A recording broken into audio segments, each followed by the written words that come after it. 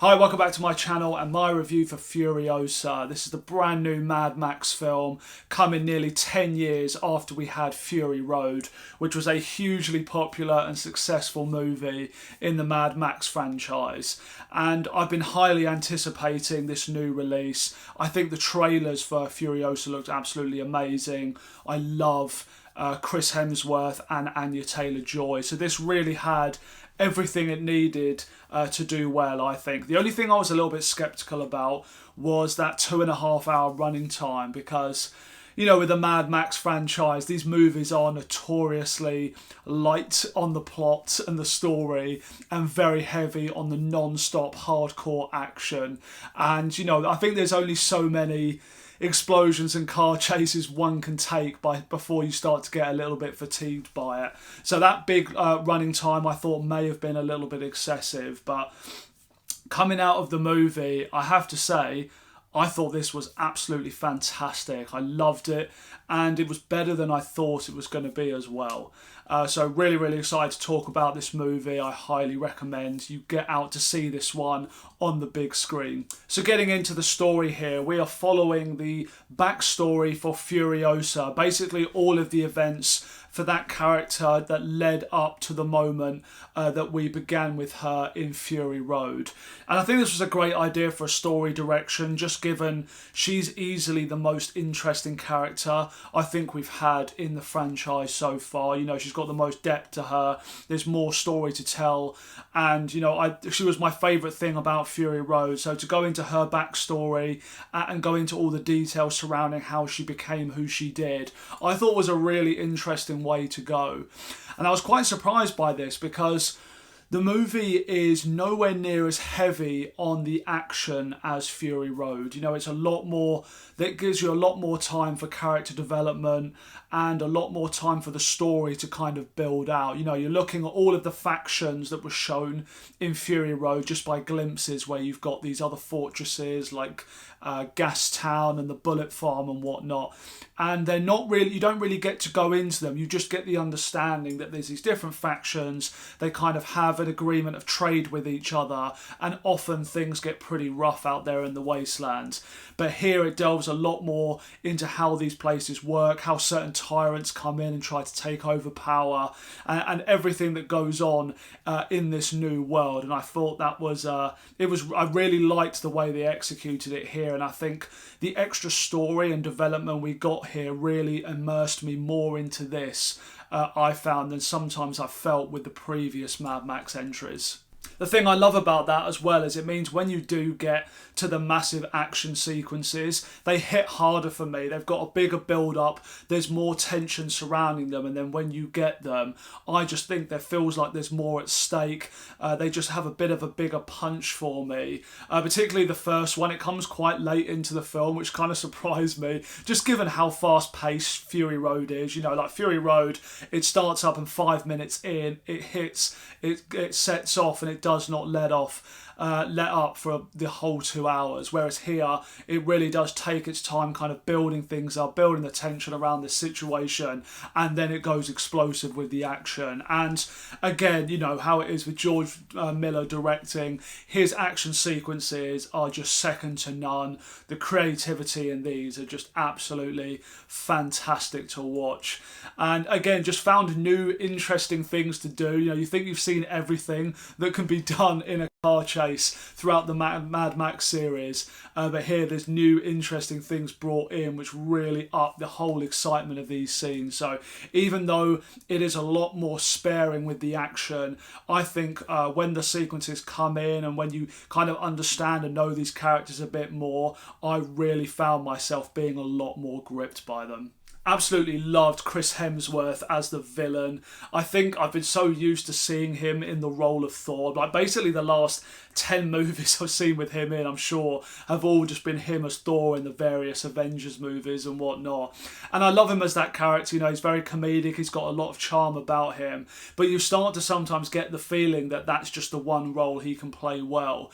Whereas you get to see him here as this very over-the-top, very eccentric villain, and I just just really got into it. Every time he was on screen, I just thought he was fantastic to watch. And again, all of his interactions with Furiosa, with Anya Taylor-Joy, I thought were just amazing to watch. He's a really entertaining villain, and in my opinion, definitely the best villain I think we've ever had in the Mad Max franchise. It's been one of my problems with the previous films, is I don't feel like we get enough details about the villains to feel really invested in the conflict. Like, you can tell they're these evil, tyrannical cult leaders that need to be taken out, but you don't usually get much more than that. But here, you get a few little details in there, and he gets more character development, more script, more scenes of dialogue, to really feel like you know and understand him a little bit more. So I just felt like the conflict hits a little bit harder for me.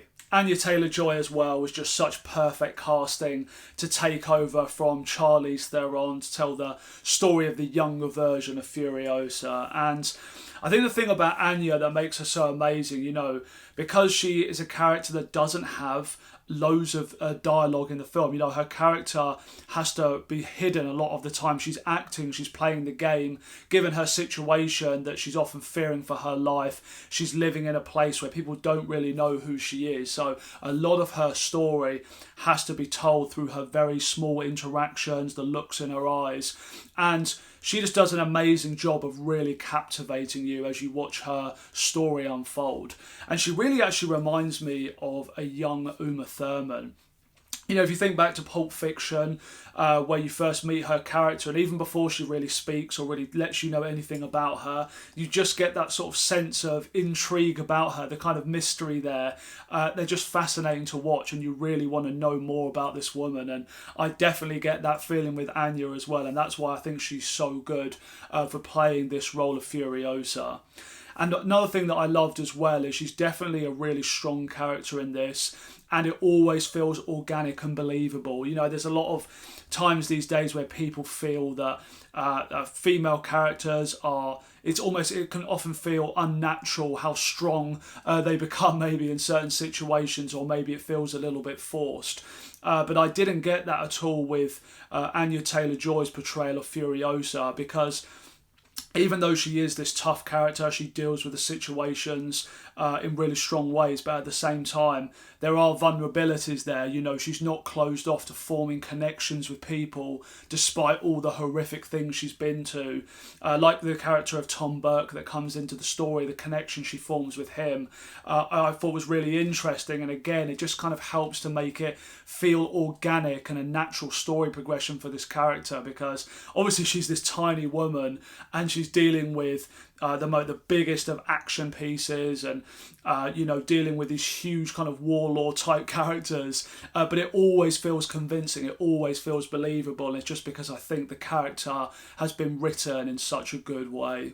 Another thing that I really loved was all of the details within the Citadel, especially kind of things that flesh out this world a little bit more about the lead up to Fury Road, especially with the character of Immortan Joe.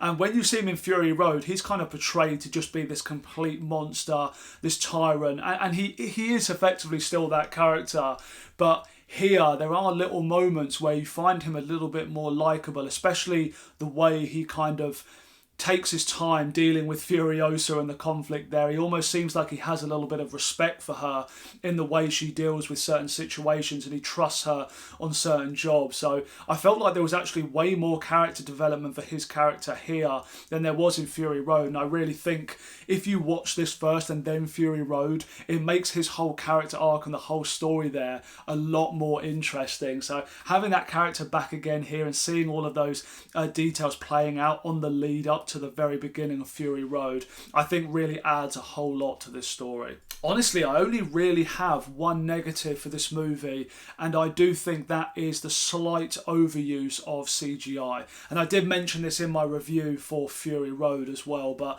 I feel like here. At least I was kind of expecting it because of what we already had in Fury Road. When I originally saw the first 3 films, and they were just landmarks of practical stunt work and choreography, and they're such impressive movies. To me, when I first saw Fury Road, seeing all of the kind of CGI in there as well, it was a little bit off-putting for me. So maybe this time watching Furiosa, because I'm more used to it, I was more okay with it. But there are definitely moments where things just look a little bit too shiny. You know, there are things that look a little bit off. You can tell there's CGI in a few places where they don't need it, in my opinion. Okay, it's one thing to make the action scenes more seamless. You want to do more impressive stunts. I get all that. But there are certain moments as well where just the way certain characters are walking around on vehicles or in certain locations, and I think, oh, there's just something a bit off about that. You can tell they're doing visual effects work, even in scenes which I think should have been done practically. So there are a few off-putting moments, I think, but it certainly didn't spoil the experience for me at all. But, you know, part of me still has a love for those originals that go the fully practical route, real stunts, real people taking these huge risks for our entertainment. There's something still very impressive about that. And I think that will probably be the main criticism you'll be seeing of Furiosa.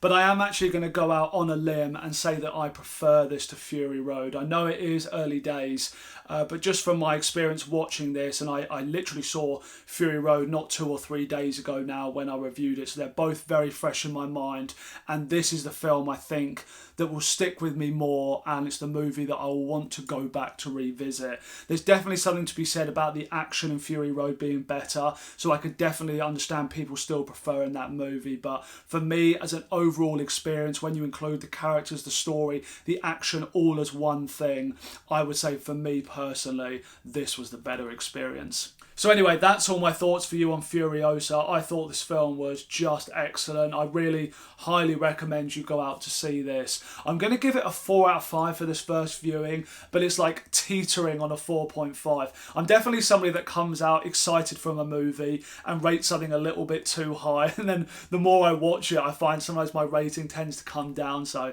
I'm definitely guilty of being a bit overexcited with ratings. So I'm going to start by giving this a 4 out of 5, but this one definitely has potential to go up. I thought it was absolutely fantastic. So please do let me know down in the comments what you think of Furiosa. Let me know all of your thoughts down below. Thank you so much for watching this video, and please like and subscribe if you've been enjoying my content, and I'll see you next time.